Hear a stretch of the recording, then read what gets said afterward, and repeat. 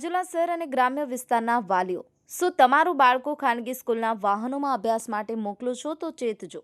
રાજુલા ખાનગી સ્કૂલના વાહન સંચાલકો સરકારના નિયમોને ઘોડીને પી જતા હોય તેવું લાગી રહ્યું છે. વાલીઓ, જો તમે તમારા બાળકોને ખાનગી સ્કૂલના વાહનોમાં મોકલો છો તો તમારા બાળકોને ઘેટા બકરાની જેમ ભરવામાં આવે છે. શું તમને ખબર છે? આવી રીતે સ્કૂલ બસમાં વિદ્યાર્થીઓને ઠસી અને બેસાડવામાં આવે છે. આ સ્કૂલ બસમાં કોઈ મોટી દુર્ઘટના બને તો જવાબદાર કોણ, એ એક મોટો પ્રશ્ન.